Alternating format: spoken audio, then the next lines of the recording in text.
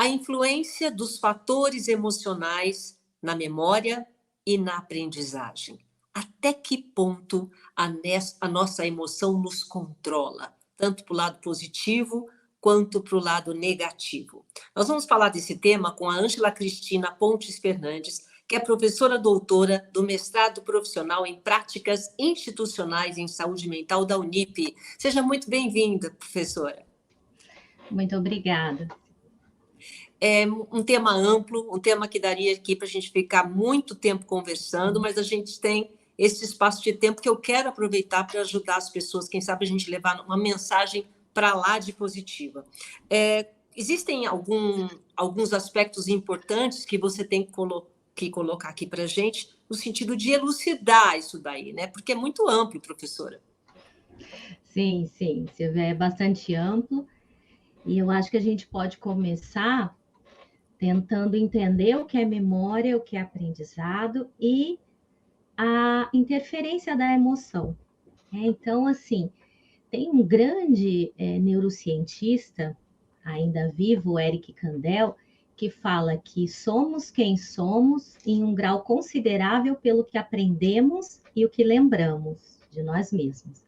Então, aprendizagem e memória são duas capacidades muito importantes na vida humana e que se interrelacionam. Então, a aprendizagem é o processo pelo qual a gente adquire novos conhecimentos sobre o mundo, e a memória consiste em reter esse conhecimento ao longo do tempo. E a gente só aprende porque a gente é capaz de memorizar. Então, isso que a gente aprende passa pela memória para que a gente aprenda, e depois o que fica para nós, no que a gente chama memória de longo prazo, é aquilo que a gente consolidou e depois consegue recuperar. Então, pensando em memória, para entender melhor, a gente precisa pensar assim, é uma função cognitiva que envolve 3 momentos, que é o momento inicial de introdução da informação no sistema, o sistema nervoso central, né, o cérebro, que esse é o primeiro momento, é chamado de codificação da memória, a introdução da informação, depois o armazenamento dessa informação, a consolidação dessa informação, e a terceira fase e última é a recuperação dessa informação, a evocação, a lembrança propriamente dita. Ô Ângela, mas assim, eu, pelo menos comigo, né? Tudo que causa muita emoção para mim, seja boa ou ruim, fica marcado. Então, essa associação aí, né? Aquela coisa de você vivenciar, parece que marca mais, não sei. É isso? Exatamente. A emoção, ela entra como um modulador da memória e ela interfere nessas 3 etapas. Então, quando a minha emoção me ajuda a codificar melhor, que a informação entre de uma maneira mais fácil, porque quando eu estou positivamente emocionada, por exemplo, eu presto mais atenção, eu estou ligada àquela situação, então, para eu poder memorizar, eu preciso apreender o mundo. Se a minha emoção interfere no momento em que eu estou armazenando a memória, porque a memória inicial é a memória de curto prazo, aquela que você apreende as informações, é o que está acontecendo agora. Por exemplo, você está me ouvindo, mas o que a gente trabalhar aqui, o que a gente conversar aqui, só vai chegar e se transformar numa memória de longo prazo para você quando você fizer algumas consolidações depois de um tempo. Aí a gente pode considerar que você aprendeu e isso passou a fazer parte de um conhecimento seu. E a emoção, em cada momento desse processo de codificação, armazenamento e depois a recuperação, ela faz bastante diferença. Que diferença faz? Como é? Por exemplo, se a gente tem uma emoção específica, a gente tende a guardar mais, por exemplo, um impacto maior na memória, um momento alegre, um momento emocionante, aquilo fica para sempre na sua memória. É assim? Dependendo da emoção forte, você guarda mais. A memória, ela é muito marcada pela intensidade da emoção, não necessariamente o tipo de emoção, se ela é positiva ou negativa, se ela é boa ou ruim, mas a intensidade. Quanto mais intenso, mais eu memorizo, mais eu gravo. Então, deixa eu explicar um pouquinho como é que isso ocorre, né? Como é que a gente consegue memorizar e aprender as coisas. Tem uma memória que é uma memória de curto prazo, que a gente chama memória operacional, que é um armazenamento de informações por um período curto de tempo, para que a gente possa desempenhar alguma tarefa. Por exemplo, quando você grava um número de telefone até você poder anotá-lo, né? Então, você fica ali com aquela memória do telefone até você anotar. Na vida complexa que a gente tem, a memória operacional ajuda a gente a aprender as informações que a gente vivencia no mundo e ela faz a ligação com aquilo que a gente já sabe. Então, vou dar um exemplo. Aqui você está ouvindo essas informações, a gente está conversando, você está usando a sua memória de curto prazo para guardar as frases que eu estou falando, para que ver se elas fazem sentido para você e você relaciona essas frases que você está memorizando nesse curto espaço de tempo com um conhecimento que você já sabe para ver se faz sentido. E se fizer sentido é porque você está entendendo o que eu estou falando. Então, a memória operacional é a memória fundamental para que a gente aprenda. Qualquer prejuízo nessa memória inicial faz com que a gente tenha um impacto na aprendizagem.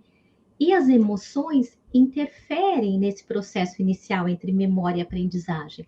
Então, a gente sabe, e tem estudos que falam que estados de ânimo negativo, depressão, tristeza, vão afetar essa memória de trabalho e, consequentemente, tudo que a gente vai aprender e, posteriormente, memorizar na nossa memória de longo prazo. E essas memórias, geralmente, são fixadas, todas as vivências que nós temos, pela atenção e pelo valor emocional que nós damos a cada uma dessas vivências. De modo que, quanto mais intensas as vivências, positivas ou negativas, mais elas tendem a ser lembradas, porque a emoção dá suporte para a fixação dos acontecimentos na memória. Mas a gente está falando de... Tá, isso que eu falo, a gente está falando de aprendizagem? Isso. A memória é um tipo de aprendizagem, porque a sua memória de longo prazo é o resultado do que você aprendeu na vida, mas nem tudo que você aprendeu vai se transformar num conhecimento que você vai levar, porque o nosso cérebro seleciona aquilo que a gente vai guardar conosco. Isso não tem nada a ver com idade? Coisas assim, guarda mais quando é mais jovem, guarda menos quando não é? Tem a ver com idade. Quando somos crianças, a gente tem uma memória menor, depois essa memória ela cresce e na velhice decai também a condição do que a gente tem que guardar. Geralmente é assim que funciona. E aí você estava falando do aprendizado, quer dizer, isso. Vamos lá. Para que eu memorize, basta a intensidade da vivência, né, afetiva. Agora, para a aprendizagem, ela acontece melhor, uma experiência tem mais impacto para que eu aprenda se ela vem acompanhada de uma emoção positiva. Então, para a aprendizagem, a gente fala do tipo de emoção e da intensidade dessa emoção. Então, eventos marcantes, como eu falei, são mais lembráveis do que eventos desinteressantes, né? Por quê? Porque eles provocam a nossa atenção e aí a gente consegue se lembrar mais. Agora, emoções positivas funcionam como pontes, né? São pontos. Isso, porque links, assim, essas emoções, você está falando das emoções positivas. Quais são essas emoções positivas, então, que ajudam na aprendizagem? Como a gente pode cultivar? Porque nós vivemos um mundo assim, né? Aquela coisa do, você tem que acordar, você tem que ficar bem, olha que bom, fazer tudo com alegria, que isso de alguma forma influencia na vida da gente, influencia na memória, influencia no aprendizado. Quais são essas emoções positivas? Como é que a gente faz para cultivar? Acho que a gente pode fazer uma diferenciação aí importante, né? As emoções, qualquer uma delas, assim, quaisquer que sejam elas nos ajudam a memorizar coisas. E as emoções, mesmo negativas, quais são as nossas emoções básicas, né? Alegria, tristeza, raiva, medo, nojo e surpresa. Essas são as emoções básicas. Qualquer uma delas, elas nos ajudam a memorizar coisas. Agora, e são importantes para a gente. Então, o medo é importante para que a gente não se coloque em risco, a raiva é importante para que a gente tente chegar naquele lugar que a gente quer. Então, eu tenho raiva de alguma coisa, então eu vou tentar resolver aquilo. A tristeza é importante, a surpresa, mas a intensidade pode ser ruim. Então, emoções bem dosadas. Agora, para aprendizagem, as emoções positivas, então, a alegria,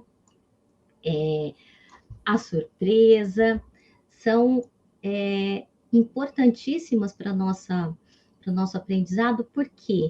Porque a emoção, ela dosa aquilo que eu vou me lembrar.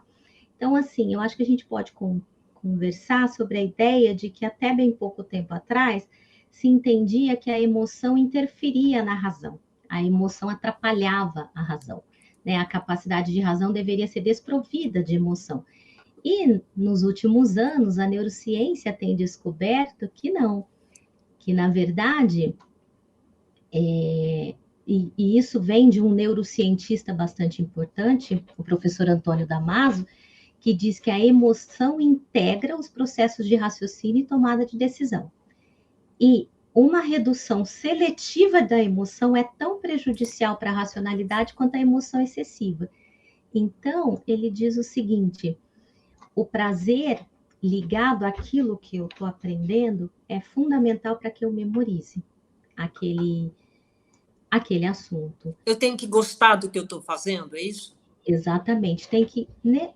Gostar te leva ao prazer, mas mesmo que você ainda não goste, porque você não teve contato, você pode vir ao aprender, ser criado um ambiente prazeroso, um ambiente afetuoso, um ambiente de interesse. Você não gosta daquele assunto, talvez porque você não teve contato, mas se o seu professor gosta, ele te contagia naquele contexto de emoções positivas, e isso facilita o seu aprendizado.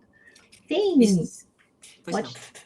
não, uma você está pesquisa... falando do ambiente, e a gente está falando de aprendizado, então fica bom aqui para os alunos, né? Que muitas vezes são obrigados a memorizar e aprender conteúdos que para eles são desconhecidos, às vezes não têm interesse, mas eles têm que aprender, no caso até para um vestibular, né? Então, esse ambiente, alegria, que muitas vezes a gente vê aqui nos cursos, né? Do objetivo, enfim, tudo isso ajuda a memorizar, né? São estratégias, né, professora? Exatamente. A estratégia de criar um contexto, um fundo emocional positivo para que a pessoa consiga se interessar por aquilo, e a postura do professor, não apenas se ele tem didática, se ele tem conhecimento, mas o que ele passa de alegria, de relação afetiva com aquilo que ele está ensinando faz muita diferença. Tem uma pesquisa interessante que eu acho que vai nessa linha, né, de como que a gente pode melhorar a aprendizagem e a motivação para a aprendizagem, que foi feita em 2011, e é interessante que foi feita com sujeitos, e que, assim, se chegou à ideia de que essas emoções positivas interferem na aprendizagem. De que maneira? Há uma ligação entre uma informação nova que eu estou recebendo e aquilo que eu já sei. Quando eu consigo fazer essa relação entre o que eu estou recebendo e aquilo que eu já sei, é porque eu estou aprendendo, né? Eu entendi alguma coisa, eu aprendi. Nesse momento, são liberadas substâncias, neurotransmissores, então a acetilcolina e a dopamina, que aumentam a minha concentração e geram uma sensação de prazer. Então, quando eu aprendo, uma informação nova se liga àquilo que eu já sei, então é gerada uma emoção prazerosa, eu fico mais atento, mais motivado, e isso interfere na aprendizagem. Então, para o professor, é interessante ter atividades que promovam essa emoção positiva no aluno, essa sensação de prazer na hora de receber um conhecimento. Bom, mas a gente sabe, né, que é difícil controlar as emoções. Então, quando as emoções negativas tomam conta, muitas vezes até colocando a pessoa até para baixo, não consegue, não consigo aprender, ai que difícil, ou então fica ansioso, ou fica nervoso, tudo isso atrapalha, de que forma que influenciam essas emoções o cérebro? Isso é bastante interessante, né? A gente pode falar, na verdade, não só da emoção, mas o estado de humor.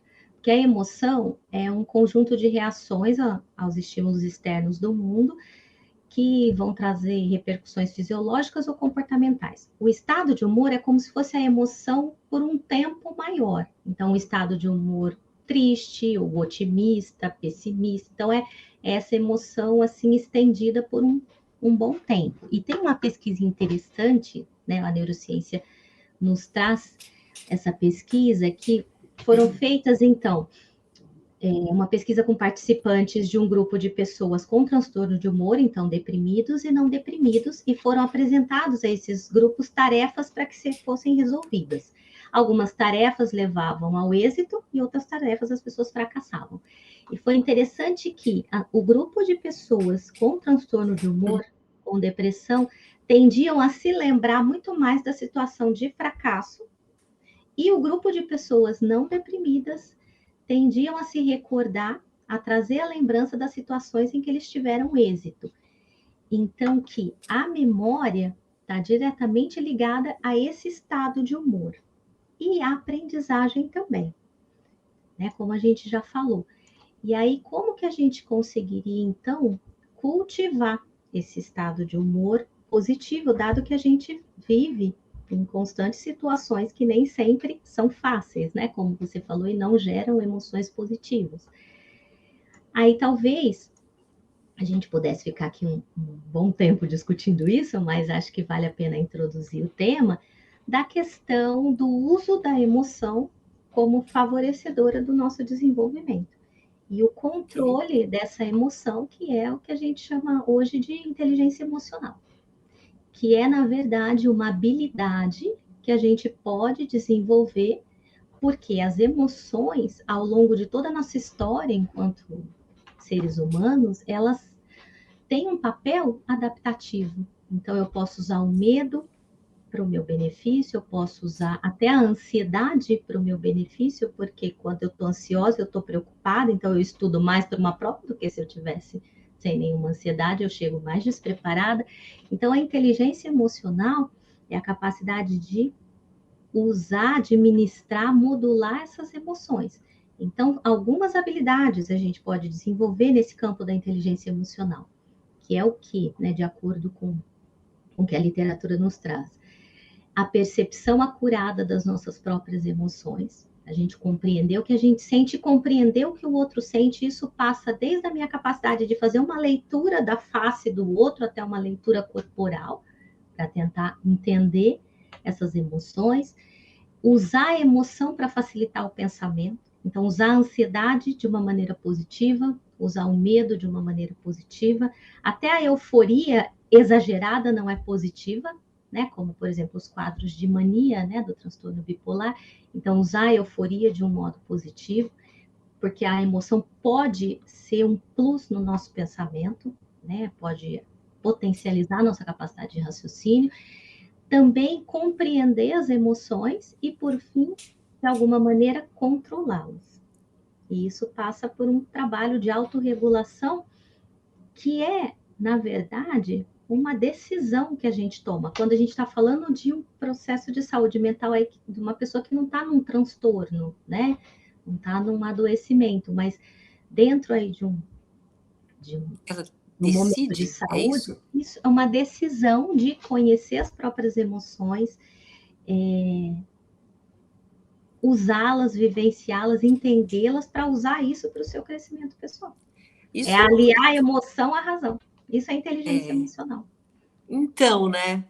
Então tá, né? Ai, se isso fosse simples, né, professora? A gente fazia, olha, tem que fazer isso, tem que fazer isso. Não. Tem alguma estratégia, porque a gente passa a vida inteira tentando se conhecer, né? As pessoas fazem esse estudo, tem gente que procura uma ajuda também, para entender, para saber o que é. Hoje as grandes empresas e as principais empresas, elas procuram mais se focar na inteligência emocional muito mais do que na a parte técnica, na habilidade técnica, né? Tem alguma estratégia que você possa falar para gente, para ajudar as pessoas a tentar controlar isso? Sim, eu acho que eu posso trazer um exemplo interessante, né? E depois a gente pode falar de estratégias, da questão da emoção extremamente negativa, né, de vivências extremamente negativas e como a gente pode superar isso e mesmo nas situações do dia a dia, né?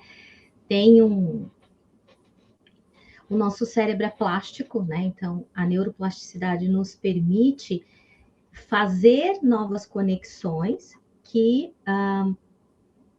possam suplantar as conexões que foram feitas em momentos negativos, né? Então, ter vivências mais positivas. E eu vou dar um exemplo disso para ficar realmente muito concreto o que eu estou falando.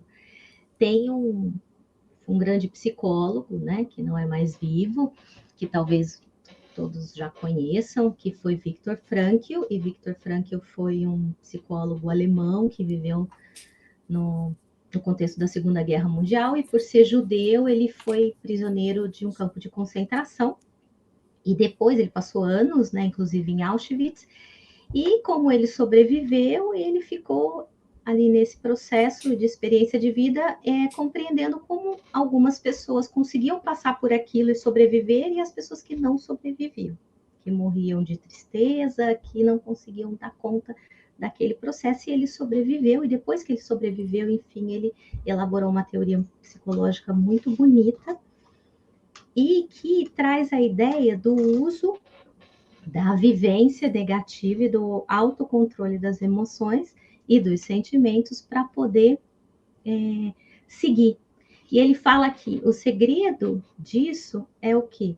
É você preservar o sentido daquilo que acontece com você. Então, a teoria dele é a teoria do sentido da vida, que seria o principal, a logoterapia, que seria a principal ferramenta para que a gente possa usar uma vivência negativa como uma forma de entender o que aconteceu e se autoconhecer.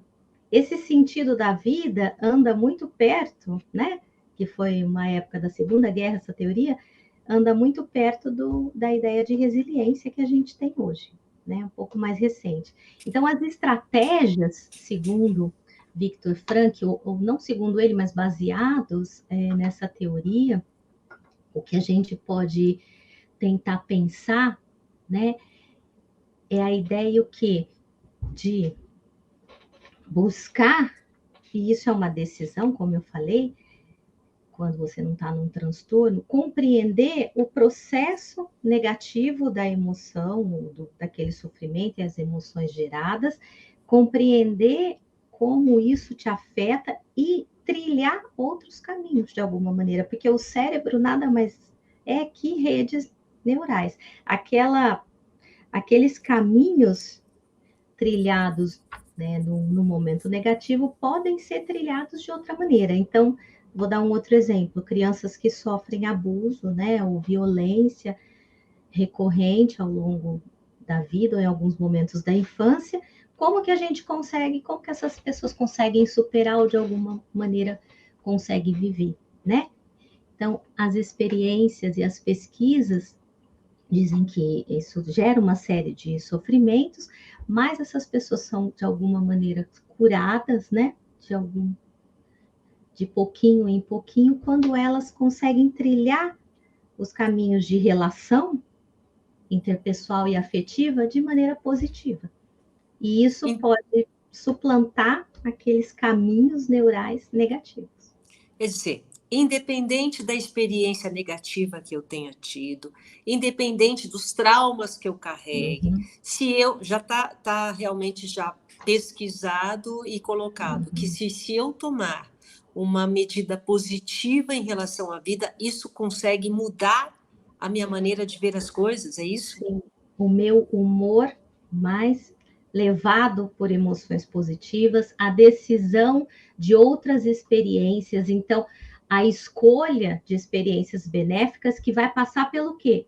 Pelo o meu autoconhecimento, e o conhecimento das minhas emoções. Então, escolher relações benéficas, fazer escolhas para trilhar caminhos melhores, né, de benéficos, porque a gente sabe, por exemplo, que pessoas que sofreram violência podem reproduzir essa violência no futuro, e Sim. outras não. Qual que é a diferença dessas pessoas?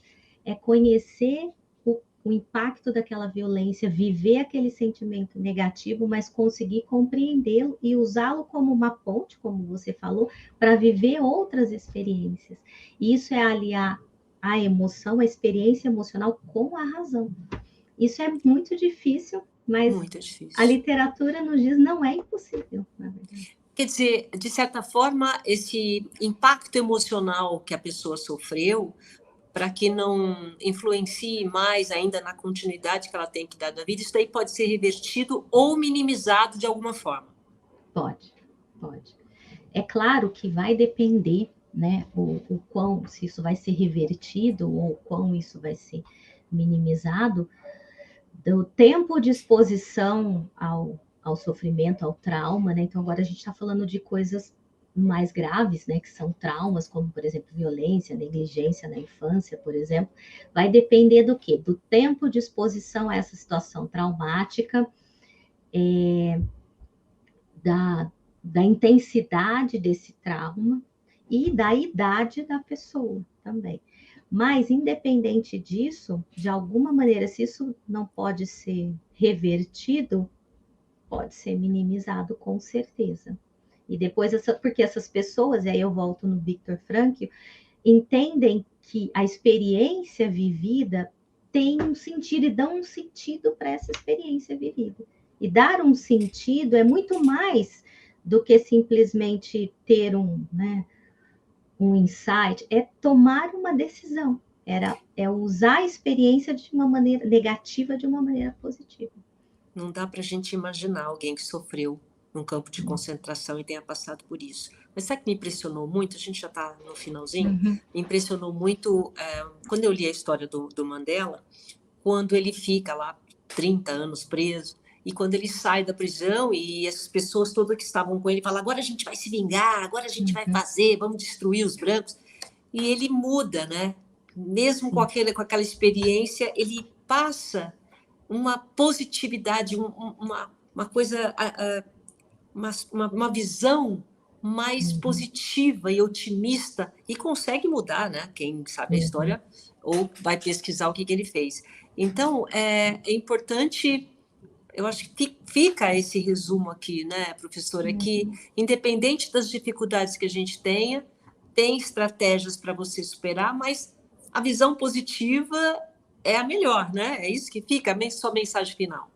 Sim, porque, na verdade, a gente tem que construir no nosso cérebro, né, agora como neuropsicóloga, outros caminhos positivos. E esses caminhos positivos passam pela forma como eu interpreto as situações, a forma como eu entendo que aquilo me fez de alguma maneira, que aquilo me afetou positivamente, ou que eu cresci com aquilo, então eu vou trilhar outros caminhos mais positivos, para que esses caminhos que estejam na minha lembrança para eu poder continuar, para que esses caminhos gerem uma aprendizagem positiva após o que eu passei. Então, é possível fazer isso, não é fácil, né? Mas é possível, por vezes a gente precisa de ajuda, então a psicoterapia é uma grande ajuda para o autoconhecimento, mas é possível de ser feito. Criar novas memórias, né, professor? Sim, criar novas memórias, novas sinapses. Novos aprendizados, exatamente. Tá certo, tá bom. Obrigada, viu, pela sua colaboração aqui, por compartilhar com a gente esse momento, tá bom? De nada, eu que agradeço. Só lembrando a todos vocês que estão acompanhando a gente que esse encontro, esse bate-papo, fica aqui registrado nas nossas redes sociais para você ver e rever. Muito obrigada e até o próximo. Até.